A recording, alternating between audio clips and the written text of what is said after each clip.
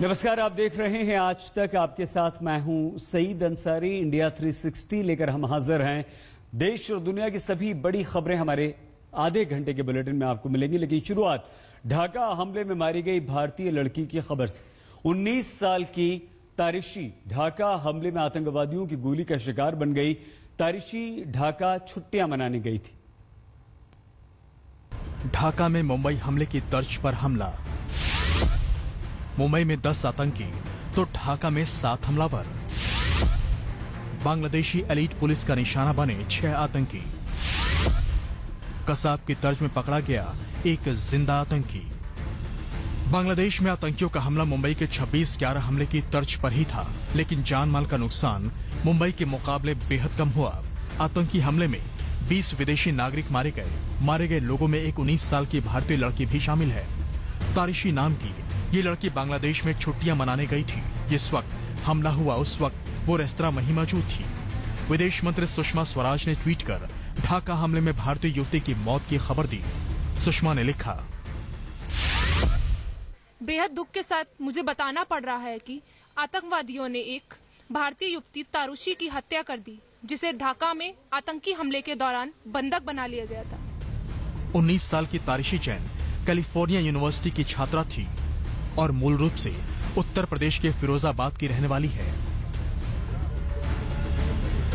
मौत की खबर घर पहुंची तो मातम पसर गया। प्रशासन ने हमसे भी संपर्क नहीं किया है। उन्होंने हमारे देवर से जो वहाँ पर ढाका में इस समय यानी तारिशी के पापा से संपर्क किया है और वो सुषमा स्वराज ने भी उनसे बात की है और कह रही हैं कि आपको वीजा उपलब्ध कराया जाएगा जिससे आप लड़की को वहाँ ले जा सकते। अब लड़की का शव फिरोजाबाद लाया जा रहा है, ऐसा लग रहा है। अभी इस सिचुएशन में ऐसा लग रहा है कि अगर वीजा उपलब्ध हो जाता है तो वो इंडिया लेकर। तारिशी के पिता का बांग्लादेश में कपड़ों का कारोबार है। वो लगभग 20 साल से कारोबार के जरिए बांग्लादेश से जुड़े थे। बेटी बांग्लादेश में छुट्टियां मनाने गई थी। तारिशी को ढाका के आर्टिसन बेकरी कैफे में बंदूकधारियों ने विदेशी लोगों के साथ बंधक बना लिया था। इस हमले में एक भारतीय नागरिक समेत 20 विदेशी नागरिकों की मौत हुई है। सुरक्षा बलों ने जवाबी कार्रवाई में 6 आतंकियों को खत्म कर दिया, जबकि एक आतंकी जिंदा पकड़ा गया है। ढाका से स्मिता शर्मा के साथ आज तक ब्यूरो। बांग्लादेश की राजधानी ढाका के उच्च सुरक्षा वाले गुलशन राजनयिक क्षेत्र स्थित लोकप्रिय रेस्टोरेंट में इस्लामिक स्टेट के आतंकवादियों ने हमला किया। हमारी संवाददाता स्मिता शर्मा इस वक्त उसी रेस्टोरेंट में मौजूद हैं। देखिए स्मिता की रिपोर्ट। आज तक पहुंच चुका है ग्राउंड जीरो। ये बांग्लादेश की राजधानी ढाका का वही इलाका है, गुलशन 2 इलाका, जहां लगभग सिर्फ 24 घंटे पहले आतंक का तांडव रचा जा रहा था। मेरे ठीक पीछे ये वही गली है जहां मौजूद है वो बहुमंजिला कैफेटेरिया, जहां अचानक से देर शाम शुक्रवार को आतंकी बंदूकधारी घुस आए, अल्लाहू अकबर के नारे लगाते हुए कुछ चश्मदीदों के मुताबिक, और उन्होंने मासूमों को बंधक बना लिया।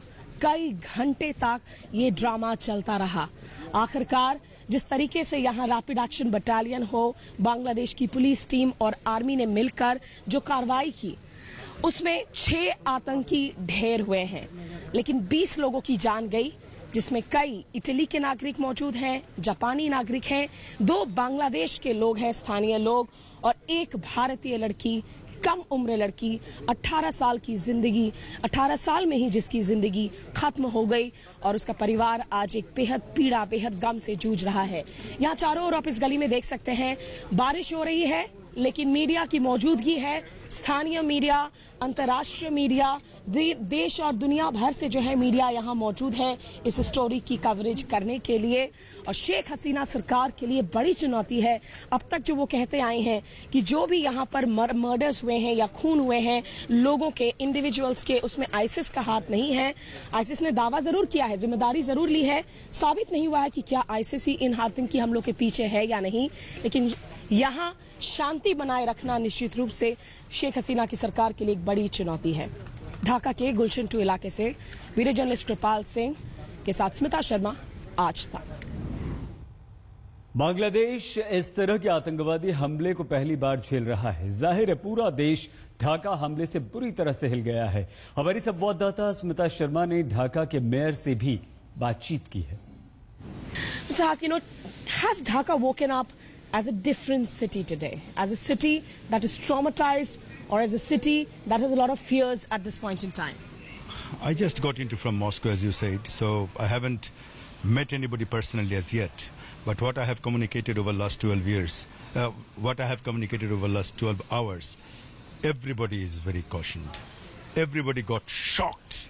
The city, the country, everybody couldn't even imagine this can happen in a city like Dhaka. This is an area that you have grown up in. Your family goes to this cafeteria. Yeah, this is the area where I live nearby. This is the area where I have grown, and this is an area which is under my jurisdiction as a mayor.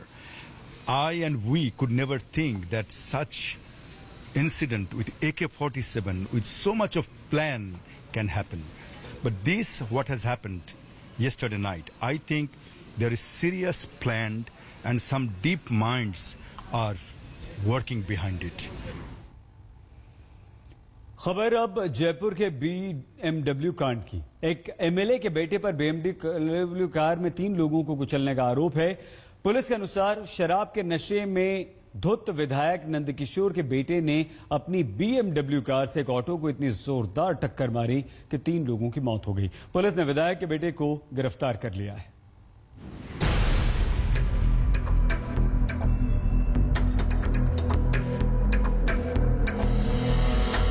रोंगटे खड़े कर देने वाली ये तस्वीर जयपुर की है। बेकाबू BMW कार बीच चौराहे पर एक ऑटो के टक्कर मारती है। टक्कर इतनी जोरदार है कि ऑटो के न सिर्फ परखच्चे उड़ जाते हैं, बल्कि ऑटो में सवार 3 लोगों के जिस्म से जिंदगी भी हमेशा के लिए उड़ जाती है। अब देखिए हादसे के बाद पुलिस थाने में मौजूद गाड़ियों का हाल। ऑटो के परखच्चे उड़ाने के बाद BMW ने पुलिस की PCR जिप्सी को भी पीछे से ठोक दिया। पुलिस के मुताबिक दूसरी बड़ी जानकारी ये है कि लाखों की कातिल BMW कार को जयपुर के निर्दलीय विधायक नंदकिशोर महरिया का बेटा सिद्धार्थ महरिया चला रहा था। जी, सिद्धार्थ करके ड्राइवर था जो गाड़ी चला रहा था। जो घटना पे पहले घटना की सूचना मिलती, जो अधिकारी पहुंचे थे उनके द्वारा ये बताया गया था गाड़ी में 2 जने थे, एक सिद्धार्थ और जयंत। सिद्धार्थ गाड़ी चला रहा था जैसा बताया गया था। एमएलए का बेटा सिद्धार्थ महरिया शराब के नशे में था। मेडिकल रिपोर्ट में इसकी भी पुष्टि हो चुकी है। पुलिस ये भी बता रही है कि हादसे के वक्त कार सिद्धार्थ ही चला रहा था, लेकिन आज तक के कैमरे पर विधायक का रईस बेटा दोनों बातों से सीधा मुकर गया। और पर जो लास्ट मोमेंट पे जब जैसे ही ऑटो से ये टक्कर होने को थी, वो लास्ट मोमेंट पे ऑटो दिखा, ऐसे ऑटो वगैरह की कोई लाइट्स वगैरह रिफ्लेक्टर्स वगैरह उसमें थे ही नहीं, तो ड्राइवर बहुत ज्यादा पैनिक हो गया और उसने ब्रेक की जगह एक्सीलेटर उससे दब गया। सिद्धार्थ जी, ये बताइए कि मेडिकल रिपोर्ट जो आई है उसमें आपके अल्कोहल की पुष्टि हुई है? नहीं जी, ऐसा बिल्कुल नहीं हो सकता। तो डीसीपी हैं इस इलाके के, वो झूठ बोल रहे हैं? नहीं, वो कैसे झूठ बोलेंगे, वो डीसीपी है, पर अल्कोहल की कोई पुष्टि नहीं हुई है। सबूत मिटाने के लिए हादसे के बाद न सिर्फ कार में लगे एमएलए का स्टिकर फाड़ने की कोशिश की गई, बल्कि गाड़ी का नंबर प्लेट भी हटा दिया गया। ये BMW है, आप देख सकते हैं क्या स्थिति हुई है इस BMW की। जिस तरह से हादसा हुआ है, कितना जोरदार टक्कर रहा होगा, कितनी स्पीड रही होगी। जो ऑटो रिक्शा में बैठे थे वो उड़ गए हैं और डेथ हो गई है। इसके अलावा BMW की हालत किस तरह से है, हालांकि जो विधायक के बेटे हैं नंदकिशोर महरिया के बेटे सिद्धार्थ महरिया का कहना है कि सामने वाली गाड़ी में लाइट नहीं जल रही थी, जिसकी वजह से हादसा हुआ। फिर से एक रईसजादे पर बेगुनाह मुसाफिरों की मौत का इल्जाम लगा है और शायद फिर से लचर कानून की आड़ में वो सलाखों में जाने से बच भी जाए। लेकिन उन 3 लोगों की मौत का हिसाब आखिर कौन देगा जो दूसरे की गलती से जुदा हो गए? शरद कुमार, जयपुर, आज तक। उत्तराखंड में कुदरत का कहर लगातार जारी है। पिथौरागढ़ और चमोली में भारी तबाही मची है, लेकिन राहत का काम भी चल रहा है।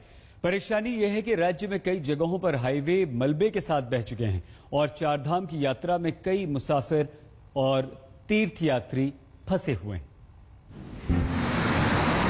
देवभूमि कुदरत के क्रोध से बुरी तरह जख्मी है। आसमान से बरसती आफत ने 13 में से ज्यादातर जिलों में कहर बरपाया है। पिथौरागढ़ में 25 की मौत, कई लापता हैं। चमोली में फंसे हैं कई यात्री। गोपेश्वर में कई घरों में पानी घुस चुका है।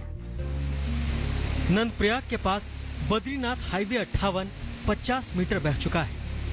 उत्तरकाशी में भी गंगोत्री हाईवे का बड़ा हिस्सा बारिश के मलबे में लापता हो गया है। नैनीताल हाईवे भी बंद भूस्खलन की वजह से बंद है और चंबा ऋषिकेश हाईवे 94 बेमुंडा के पास लैंडस्लाइड से ब्लॉक है।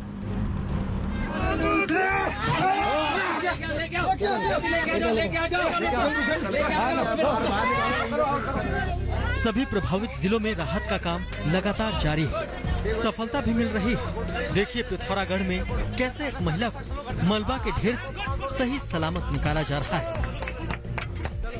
हालांकि नुकसान इतना बड़ा है कि काम खत्म होने की कोई सीमा नहीं दिखाई दे रही है। पिथौरागढ़ और चमोली में एनडीआरएफ, एसडीआरएफ और आईटीबीपी के जवान रेस्क्यू में दिन रात लगे हैं। चमोली जिले में जोशीमठ, गोपेश्वर, घाट, नंदप्रयाग और मैठाणा का हाल सबसे बुरा है। बद्रीनाथ और हेमकुंड साहिब की यात्रा पूरी तरह ठप है। लोग जहां तहां फंसे हैं। बट ये है कि अब हम यहाँ पे पहुँच गए हैं तो उसके आगे की जो रोड्स खराब हैं तो उसकी वजह से हम थोड़ा डिस्टर्ब्ड फील कर रहे हैं। थोड़ा रास्ता बंद भी खुल जाएगा, निकल जाएंगे, कोई चक्कर। थोड़ी बहुत परेशानी तो आती है, वो तो रूटीन में थोड़ी बहुत आती है परेशानी, कोई ऐसी बात नहीं है।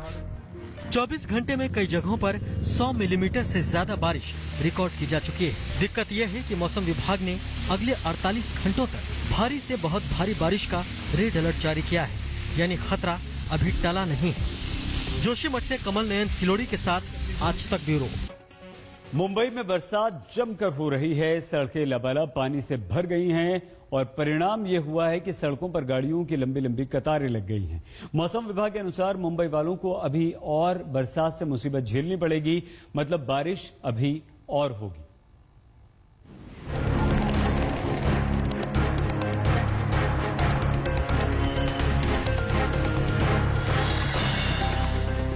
कुदरत का कहर सिर्फ पहाड़ों पर ही नहीं टूट रहा है, बल्कि देश की आर्थिक राजधानी मुंबई भी आसमान से गिरती आफत की बूंदों से जूझ रही है।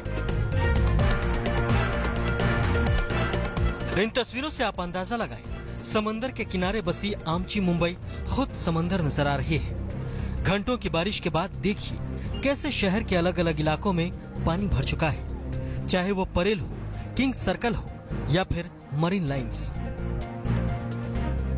मुंबई में सुबह से ही धीमी रफ्तार पे बारिश हो रही थी, लेकिन अब दोपहर के बाद जो है वो बारिश की रफ्तार कहीं ना कहीं बढ़ती हुई नजर आ रही है। परेशानी सिर्फ आसमान से ही नहीं बल्कि समंदर से भी आ रही है। दिन में करीब 11 बजे समंदर से 4.36 मीटर का हाई टाइड आया। लोगों से कहा गया है कि वो समंदर के करीब ना जाएं। सुबह 8:30 बजे तक 24 घंटे में 80 मिलीमीटर बारिश हो चुकी थी। मुंबई और कोंकण किनार पट्टी को दिया गया है फिशरमैन वार्निंग और पोर्ट वार्निंग दिए गए हैं, जिसकी वजह से विंड स्पीड बढ़ने की वजह से इनको दोनों को वार्निंग दी गई है। जल जमाव को देखते हुए ये साफ है कि हालात से निपटने में बीएमसी नाकाम रहे हैं। ऊपर से मुंबई में 48 घंटों में और भारी बारिश की आशंका और परेशान कर सकती है। विद्या और मुस्तफा शेख के साथ मयूरेश गणपते, मुंबई आज तक। केंद्रीय गृह मंत्री राजनाथ सिंह ने अमरनाथ पहुंचकर बाबा बर्फानी के दर्शन किए। सुरक्षा और श्रद्धालुओं के लिए किए इंतजामों का जायजा भी राजनाथ सिंह ने लिया। राजनाथ सिंह ने कहा कि जम्मू कश्मीर में हाल ही में आतंकवादी घटनाएं हुई हैं, लेकिन इससे घबराने की कोई जरूरत नहीं है। सुरक्षा बल उनसे निपटने में पूरी तरह से सक्षम है।